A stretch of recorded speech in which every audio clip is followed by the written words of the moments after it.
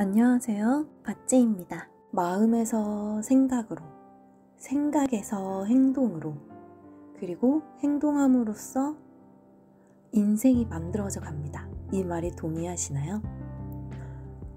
결국 어떤 마음을 갖느냐에 따라서 또 그것을 얼마만큼 알고 있는가에 따라서 인생이 좌우가 됩니다. 우리는 모두 태어난 환경에 대해서 선택하고 태어난 사람이 없을 것입니다. 같은 환경이라도 다른 인생을 살 수도 있듯이 어떤 마음으로 사는가 하는 것이 곧 인생의 해답이 됩니다. 태어난 환경을 바꾸는 것보다 그 속에서 살아가는 나 자신을 바꾸는 것이 보다 더 쉽습니다. 그러나 만만한 작업은 아닙니다.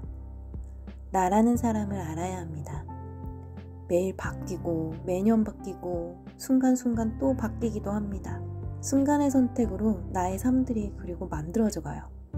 그만큼 이번 생을 잘 살려면 마음 공부를 하는 사람이 유리한 거죠. 그렇다면 마음 공부를 시작할 때 그 시작이 무엇일까요?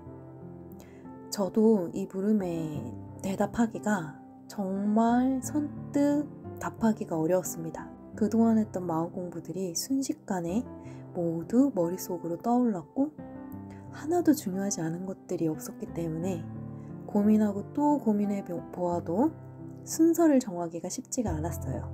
그런데 그래도 시작은 해야 하니 제가 정한 것은 가장 근본적인 것에서부터 시작해 보기로 결정을 했습니다. 사람은 아무도 같은 인생을 사는 사람이 없지만 모두 하나의 공통점은 있었어요. 그것이 바로 숨을 쉬고 있다는 것이었죠. 사람이 살아있는 것이 인생이고요. 그 살아있는 것은 숨을 쉬고 있는 것이니까요.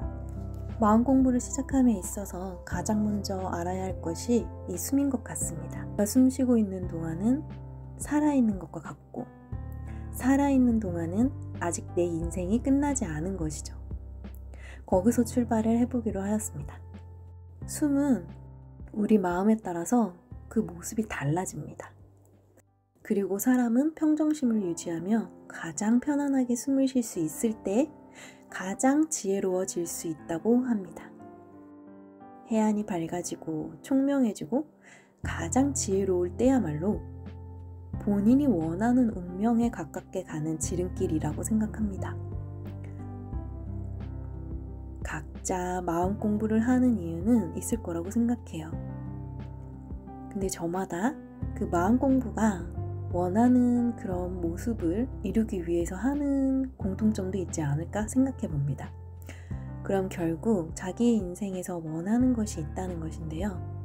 그 원하는 것은 사람마다 다를 수 있고 또 그것을 이 마음 공부를 얼마나 열심히 하고 잘하느냐에 따라서 이룰 수 있는 확률도 커진다고 생각합니다. 자신의 마음을 들여다봐 주세요.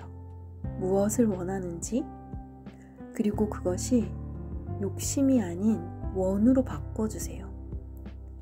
욕심은 이루어지지 않았을 때 괴로움이 커지거든요. 그러나 원은 이루어지지 않았을 때 다시 한번 그 원을 세우고 더 노력할 수 있는 힘이 생기고 그 사람이 한 마음 공부 수준에 따라서 괴로움이 없을 수도 있고 있어도 그 크기가 작아지고 욕심일 때보다는 많이 다루기가 쉬워집니다. 마음을 다룰 수 있게 되면 원하는 것을 이루는데 많은 도움이 되고 키가 되거든요. 결국 인생이 자기 뜻대로 되지 않는 것인데 자기 뜻대로 인생을 살고 싶다면 이 마음 공부를 해야 한다는 얘기인 거죠. 자신의 마음을 잘 다루는 사람만이 성취의 길로 갈 확률이 높아지는 것과 같습니다. 다음 시간에는 숨을 관찰하는 방법들에 대해서 알려드리도록 하겠습니다. 시청해주셔서 감사합니다. 도움이 되셨다면 구독과 좋아요, 알림 설정 부탁드립니다. 다음 시간에 만나요. 안녕.